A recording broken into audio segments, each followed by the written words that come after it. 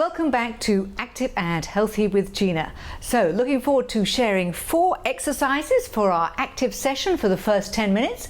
So hope you've got your sturdy chair, hope you've got your bare feet, hope you've got yourself ready to go, room to stretch the hands out without knocking family on the nose, and you've most importantly got off that couch, because this is supposed to be exercises before we go to our interview afterwards.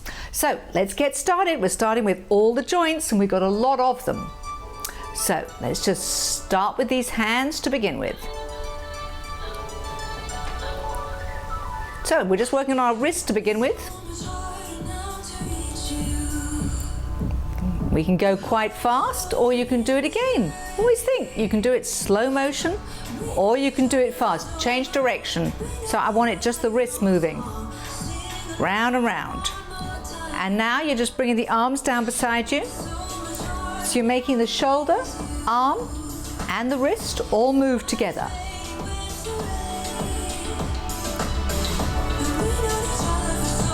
Lovely. Arms down by your side and just push the arms behind you. Keep the arms straight, extended, and out. And we're going to bring the hands here and we're going to up and touch the shoulders. So we can start slow. We're trying to activate all the upper body joints to begin with. And let's do some quicker. And up, up. Tap the heels as well. Start activating the lower body. So we can take it a little bit faster today. All right, so we're going to try and be using right-left brain. So we're going to take one arm up and one foot out and back. Other side. Up and back. So tap it out. Just tap that heel. Out, out, out, out, out.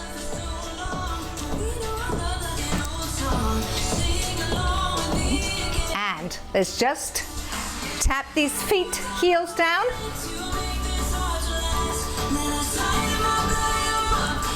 And we're going to sit back in your chair so we can lift these legs up.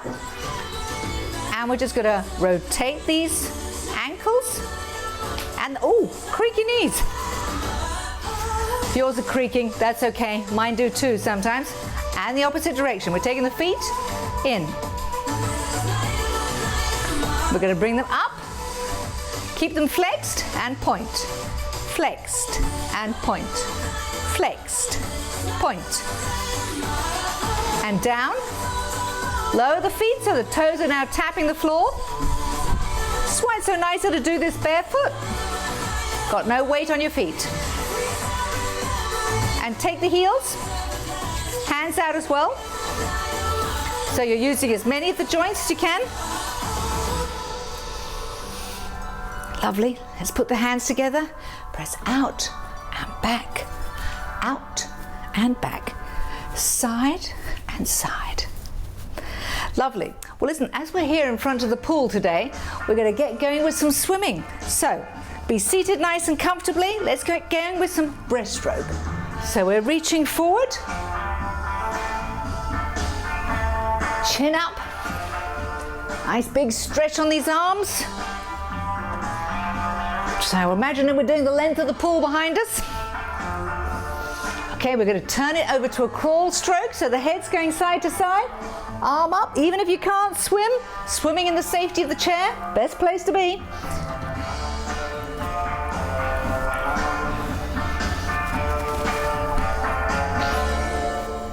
Very good.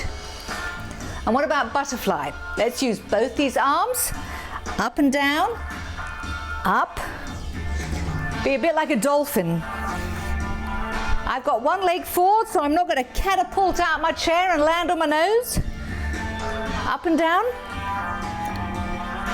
One last one. Now we're going to do a reverse butterfly. So head up and shoulders back. And let's go. And then sit back in your chair, feet up, and we're going to splash these legs out. Arms back as if we're doing back backstroke.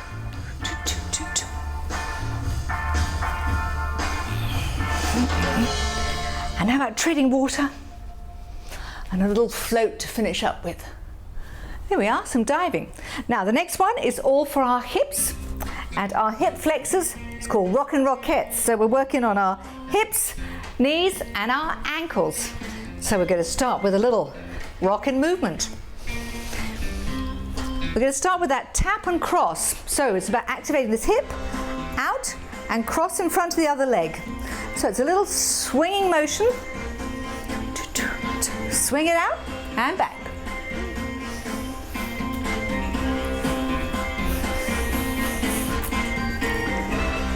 Last one this side, and let's change sides. So out, tap, keep one leg nice and close to the body, because the idea is to try and get this hip out and rocking in front. Now maybe you're a little stiff in the hip and you just want to do a little movement like that, that's great.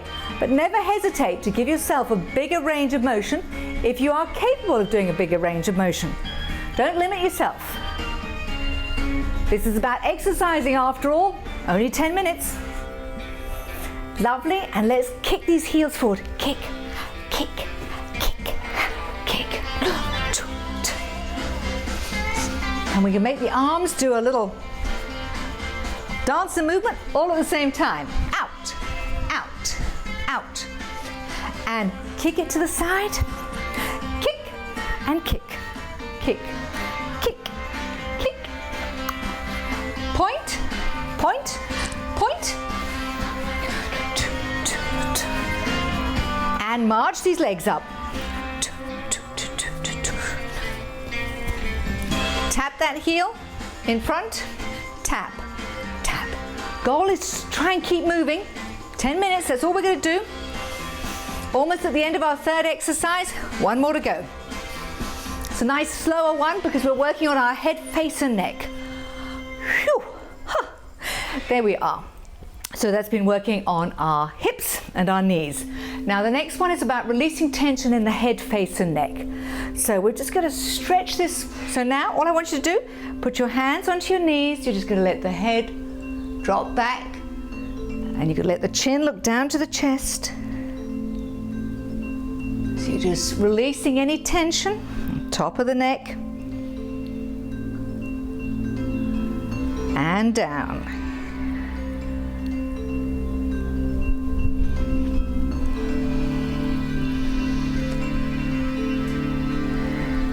And what about a nice big circle?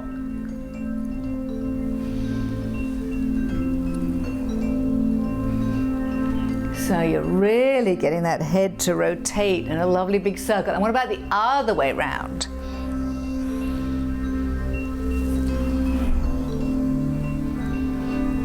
Beautiful. All right, what about releasing tension in the jaw? Jiggle your jaw. Roll it. You make silly faces. I just like to think there's nobody but the cameraman here, but somebody might else be seeing this. Look a little shy and embarrassed. You can make funny faces. Laughing. All of these muscles that get used in our face are so important. All right, what about little pressure points we've got in our ears? Give these a little press. A little bit of head tapping.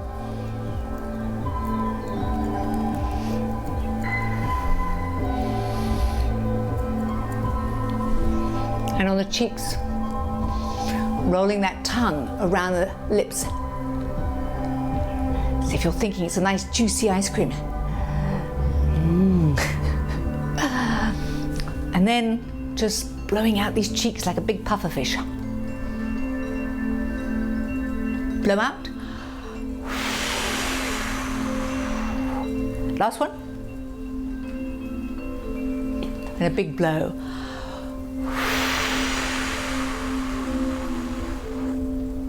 And a big smile to finish up with. There we are. So today we have done our 10 minutes of Ageless Grace here with the pool in the background. So you might be thinking, that pool looks fairly full. Well, it is. But at the beginning of the winter, we were that empty. So it is amazing that by just the rains from the heavens above, just fill the pool. But more importantly, I put my wonderful husband to work, and what he was able to do was to be able to put in 2 big water tanks, one 2,000 litre tank, one 1,000 litre tank. Both of them now with the drain pipes reconnected to fill and to enter into those drain pipes. Both of them filled up very, very quickly. It's incredible how much water comes off your gutters. So I would just say to everybody, particularly those of us in the Western Cape, it really is worthwhile investing in tanks, in making sure that your gutters are flowing into them. He even then, because they were so full, has been able to fill 25 extra litres of water. So we can either keep that to use within the house, with the flushing down the loos, washing the car, which we did last week, and overflow is just running into the pool. So all of us can do our bit to be saving our own water, because a huge amount is hitting our roofs, just going down our drain pipes and just going, it's going into the central water system, all of which is useful. But we all need to make our bit and our contribution. And I have to say, I've never been so grateful. When I left the UK 27 years ago, I was only too keen to get away from the English winters and particularly endless rain. But this year, I've never ever been so grateful for the rains that we've had. We still need so much more. I can only ask everybody to remain water wise, and I shall look forward to seeing you all for the second half of the show and more with Active and Healthy with Gina. See you in a moment.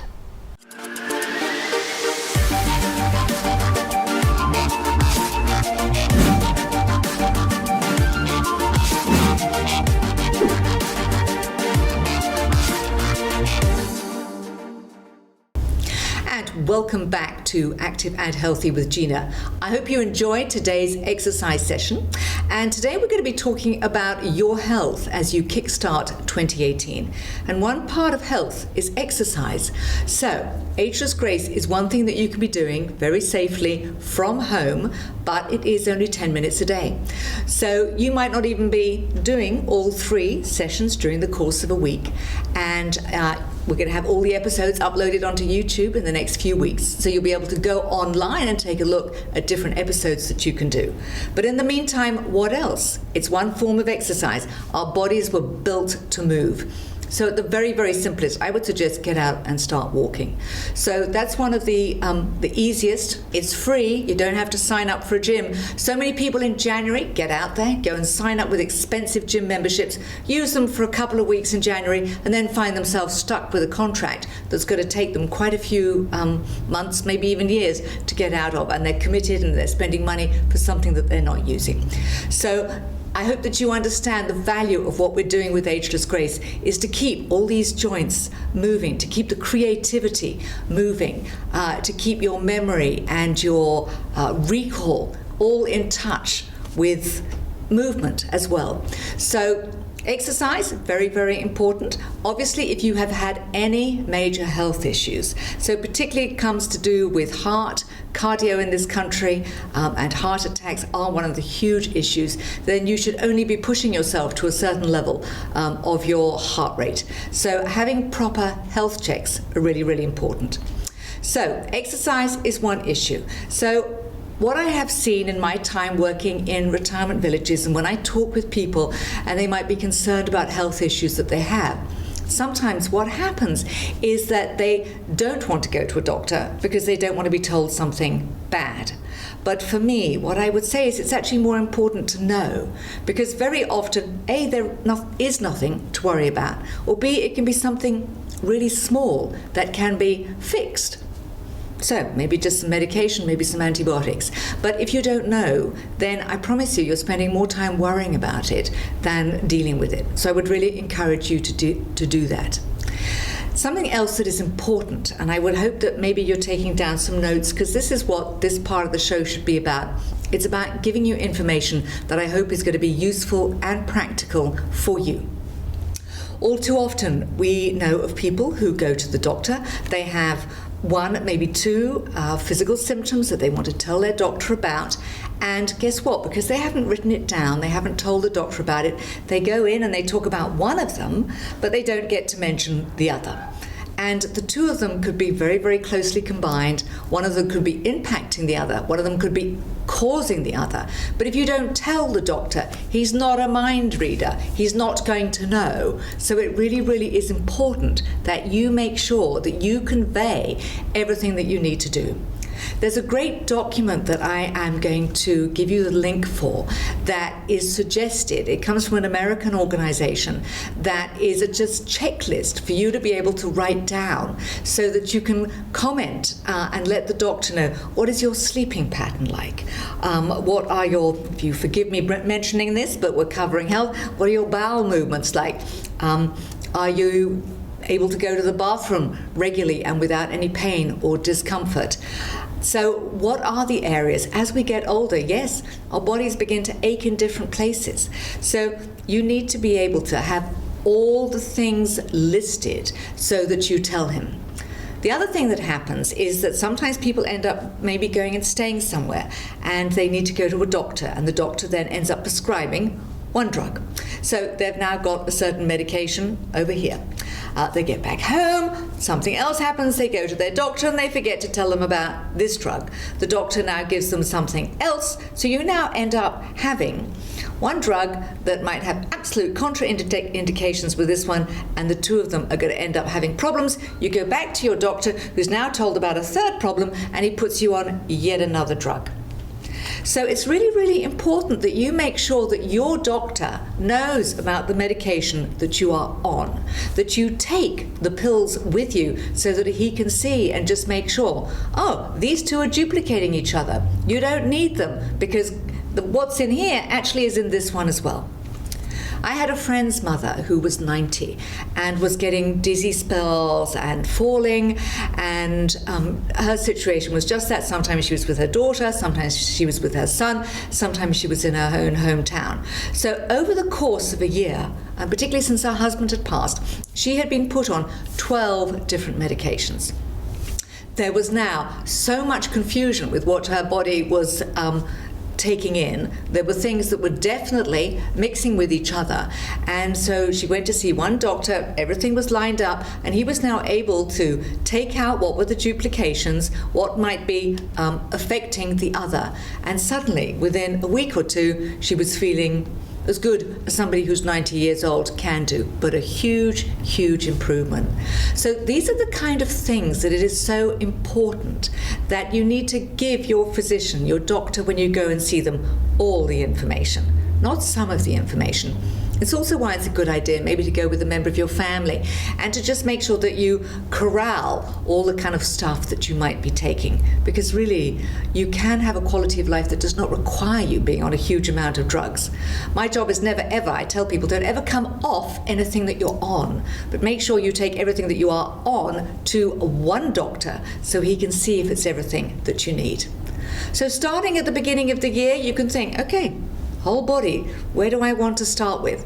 Something that's really, really important right at the very beginning is our eyes. And as we get older, and if you are on a medical aid or on a health program, very often that they ask you to have a glaucoma check for your eyesight. What this does is a very, very simple test, can just check behind the eye to just see that there are no problems that can ultimately lead to blindness if they're not checked. So once again, having cataract operations make a huge, huge difference to people as they age. People can't believe the difference that it makes. But again, if you're not having these things checked, then how can you know to change it, and how can you know to improve it?